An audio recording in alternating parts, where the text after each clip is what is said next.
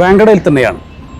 ഇന്നലെ നമ്മുടെ സ്വന്തം സഞ്ജു സാംസൺ അടിച്ചു തകർത്ത വാങ്കഡെ സ്റ്റേഡിയത്തിൽ ഇന്ത്യക്ക് ഇനി ഒരു സ്റ്റെപ്പ് മാത്രമാണ് T20 ലോകകപ്പ് നേടാൻ ബാക്കിയുള്ളത്. അവിടെയും ഇന്ത്യയുടെ പ്രതീക്ഷ സഞ്ജു സാംസണിലാണ് എന്ന് എല്ലാവർക്കും അറിയാം. 2 തുടർച്ചയായ മത്സരങ്ങളിൽ player of the match award നേടുകയും ടീമിൻ്റെ നെടുന്തൂണായി മാറുകയും ചെയ്തു സഞ്ജു. ആ സഞ്ജുവിനെ ഇന്നലെ ഒന്ന് നേരിട്ട് കാണാൻ പറ്റി എന്നുള്ള സന്തോഷമാണ് എനിക്കുള്ളത്. സഞ്ജുവിനെ കാണണമെന്നുള്ളത് കുറേ കാലമായി എൻ്റെ ആവശ്യമായിരുന്നു. അതായത് നേരത്തെ പലതവണ കണ്ടിട്ടുണ്ട്, ഇൻ്റർവ്യൂകൾ എടുത്തിട്ടുണ്ട്. പക്ഷേ അടുത്തിടെ അദ്ദേഹത്തിനെ കാണാൻ പറ്റിയിരുന്നില്ല. ന്യൂസിലാൻഡ് സീരീസിൽ 5 മത്സരങ്ങളിൽ തീരെ ശോഭിക്കാൻ കഴിയാതെ സഞ്ജു തല താഴ്ത്തി മടങ്ങിയ സന്ദർഭങ്ങളിലൊക്കെ ഏറെ വിഷമിച്ചിട്ടുണ്ട്. ഏറ്റവും ഒടുവിൽ കാര്യവട്ടം സ്റ്റേഡിയത്തിൽ അദ്ദേഹത്തിൻ്റെ ആദ്യ ഇൻ്റർനാഷണൽ ഹോം മാച്ച് കളിക്കുമ്പോൾ അവിടെ പെർഫോം ചെയ്യുമെന്നുള്ള വലിയ പ്രതീക്ഷ നമുക്കൊക്കെ ഉണ്ടായിരുന്നു. അവിടെയും സഞ്ജു നിരാശപ്പെടുത്തി. പിന്നീട് ലോകകപ്പ് ടീമിൽ സഞ്ജു ഉണ്ട്. നേരത്തെ പ്രഖ്യാപിച്ച ടീമാണ്. സഞ്ജു ഫസ്റ്റ് ലെവലിൽ ഉണ്ടാകില്ല എന്ന് ഏകദേശം ഉറപ്പായി. പക്ഷേ അഭിഷേകിന് അസുഖമായതിനാൽ സഞ്ജുവിന് അവസരം കിട്ടി.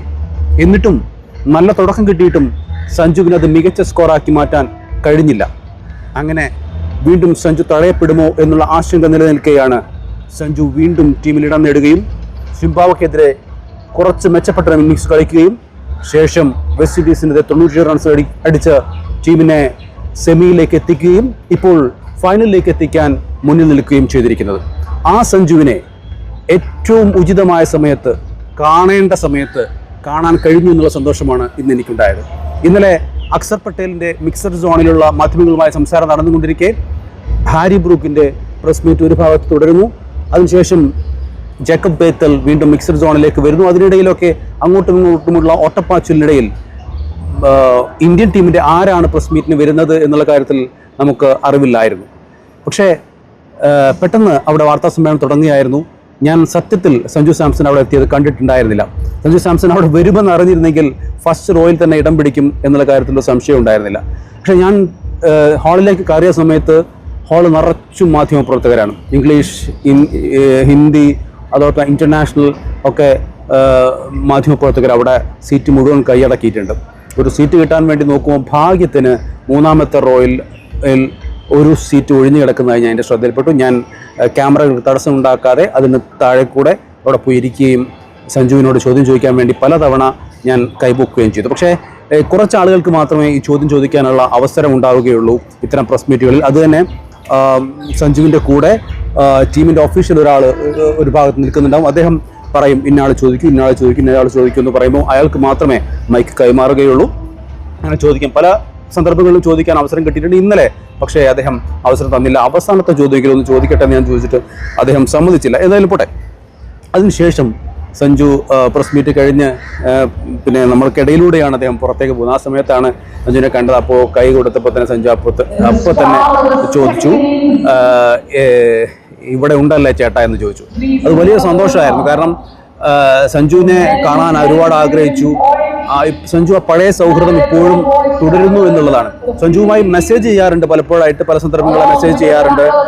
ഏറ്റവും ഒടുവിൽ ചെന്നൈയിലേക്ക് കരാർ ഒപ്പിട്ട സമയത്തൊക്കെ സഞ്ജുവുമായി സംസാരിച്ചിരുന്നു. അങ്ങനെ അതിനുശേഷമൊക്കെ സഞ്ജുവുമായിട്ട് മെസ്സേജിലൂടെ സംസാരിച്ചിട്ടുണ്ട്. പക്ഷേ ഈയിടെയായിട്ട് സഞ്ജു സോഷ്യൽ മീഡിയ പൂർണ്ണമായും തൽക്കാലത്തേക്ക് ഒഴിവാക്കിയിരിക്കുന്നു. കാരണം അദ്ദേഹത്തിൻ്റെ മാനസികമായ പ്രശ്നങ്ങൾ ഉണ്ടാകാതിരിക്കാൻ വേണ്ടി ഒരു പ്രത്യേക ഒരു എന്താ പറയുക, ഒരു പ്രിക്കോഷൻ എന്നുള്ള നിലയ്ക്ക് സോഷ്യൽ മീഡിയയിൽ നിന്ന് അദ്ദേഹം വിട്ടുനിൽക്കുകയും കൂടി ചെയ്യുകയാണ്.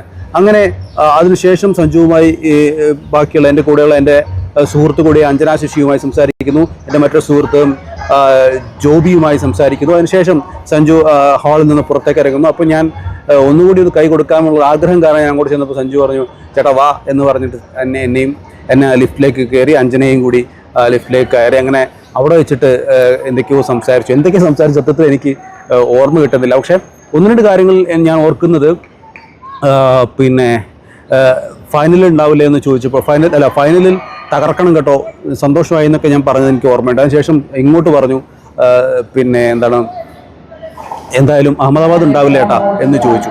അത് വലിയൊരു അഹമ്മദാബാദിലേക്ക് പോകാനുള്ളൊരു എനർജി, ആ ഒരു വാക്കുകൾ ഉണ്ടായിരുന്നു. ഞാൻ അവിടെയും തകർക്കുമെന്നുള്ളൊരു ആത്മവിശ്വാസം ആ സഞ്ജുവിൻ്റെ മുഖത്തുണ്ടായെന്നുള്ളതാണ്. അവിടുന്ന് കുറച്ച് സെൽഫികളൊക്കെ എടുത്തു, സന്തോഷമായി. അപ്പം ഈ ഇദ്ദേഹത്തിൻ്റെ കൂടെ ഞാൻ നേരത്തെ പറഞ്ഞ ഓഫീഷ്യൽ കൂടെ ഉണ്ട്. അദ്ദേഹം പറഞ്ഞു, ഇദ്ദേഹം ചോദ്യം ചോദിക്കാൻ വേണ്ടി കുറേ തവണ എന്നോട് ചോദിച്ചായിരുന്നു. ഞാൻ സമയമില്ലാത്തതുകൊണ്ട് കൊടുത്തില്ല എന്ന് പറഞ്ഞിട്ട് എന്നോട് സോറി പറയുകയൊക്കെ ചെയ്തു. അതിനുശേഷം സഞ്ജു അങ്ങോട്ടേക്ക് പോകുമായിരുന്നു, ഗ്രൗണ്ടിലേക്ക് പോകുമായിരുന്നു. ഗ്രൗണ്ടിലേക്ക് പോയി ടീമിനൊപ്പം ചേർന്ന് പിന്നെ ടീം മീറ്റിങ്ങിലേക്ക് പ്രവേശിക്കുകയാണ് ഉണ്ടായത്. അതിനിടയിൽ വേറെ സംഭവം ഉണ്ടായി. നമ്മുടെ ജോബി ഉണ്ട്, ഏഷ്യാനെറ്റിലെ ജോബിയോട് മൗലിൻ, അതായത് ഈ BCCIയുടെ മീഡിയ മാനേജർ മൗലിൻ പറഞ്ഞു, പിന്നെ നിങ്ങളുടെ മലയാളി ജേർണലിസ്റ്റുകൾ എന്തുകൊണ്ടാണ് ചോദ്യങ്ങളൊന്നും ചോദിക്കാതിരുന്നത്, നിങ്ങൾ ചോദിക്കുമെന്ന് ഞാൻ കരുതി എന്നൊക്കെ പറഞ്ഞു. അപ്പോൾ ഞാൻ ജോബിയോട് പറഞ്ഞു, ഞാൻ അവിടെ കൈ കാണിക്കുന്നത് കണ്ടിരുന്നില്ലേ. പക്ഷെ മൗലിൻ ആ സമയത്ത് അദ്ദേഹം ആയിരുന്നില്ല അന്ന് ആ സമയത്ത് മീഡിയ പ്രസ് മീറ്റ് ഓർഗനൈസ് ചെയ്തത്, അതിനെ കൺട്രോൾ ചെയ്ത് അയാളായിരുന്നില്ല. അതുകൊണ്ട് പക്ഷേ അയാൾ ആഗ്രഹിച്ചിരുന്നു മലയാളത്തിൽ ചോദ്യം വരണമെന്ന്. പക്ഷേ ആ ചോദ്യം അനുവദിച്ചിരുന്നെങ്കിൽ ആ പ്രസ് മീറ്റിൽ ആ ചോദ്യം ചോദിക്കുകയും ചെയ്യാമായിരുന്നു. ഏതായാലും സഞ്ജുവിനെ കണ്ട ലിഫ്റ്റിൽ ഇരുന്ന കുറച്ച് മിനിറ്റുകൾ മാത്രം, ലിഫ്റ്റിലുണ്ടായിരുന്ന കുറച്ച് മിനിറ്റുകൾ വളരെ അവിസ്മരണീയമായ മിനിറ്റുകളാണ്. കാരണം ജീവിതത്തിൽ എപ്പോഴും ഓർത്തു വെക്കുന്ന നിമിഷങ്ങളാണ്. കാരണം സഞ്ജു അദ്ദേഹത്തിൻ്റെ ഫോമിൻ്റെ ഏറ്റവും പീക്കിൽ നിൽക്കുമ്പോൾ അദ്ദേഹത്തിൻ്റെ തെളിഞ്ഞ മുഖവുമായി അദ്ദേഹത്തെ കാണാൻ കഴിയുക, അദ്ദേഹവുമായി സ്നേഹം പങ്കിടാൻ കഴിയുക എന്ന് പറയുന്നത് വലിയ ഒരു സന്തോഷം നൽകുന്ന നിമിഷമായിരുന്നു. അതിൻ്റെ ആ ഒരു ഇമോഷണൽ ഫീലിംഗ് എനിക്ക് പറഞ്ഞറിയിക്കാൻ കഴിയില്ല. അങ്ങനെ ആ വലിയ സന്തോഷം എല്ലാവരും അറിയിക്കുകയാണ്. വരുന്ന കളികളിലും സഞ്ജുവിന് മികച്ച ഇന്നിങ്സുകൾ കളിക്കാനാവട്ടെ. അതുവഴി ഇന്ത്യക്ക് ടീമിന് വേണ്ടി കളിക്കുന്ന ഒരു പ്ലെയർ എന്നുള്ള നിലക്ക് അദ്ദേഹം ടീമിന് നല്ല സംഭാവനകൾ നൽകട്ടെ. അങ്ങനെ ഇന്ത്യക്ക് ഈ T20 ലോകകപ്പ് നേടാൻ സാധിക്കട്ടെ എന്ന് നമ്മളെല്ലാവരും ഒരുപോലെ ആഗ്രഹിക്കുന്നു. ഞാനും ആഗ്രഹിക്കുന്നു.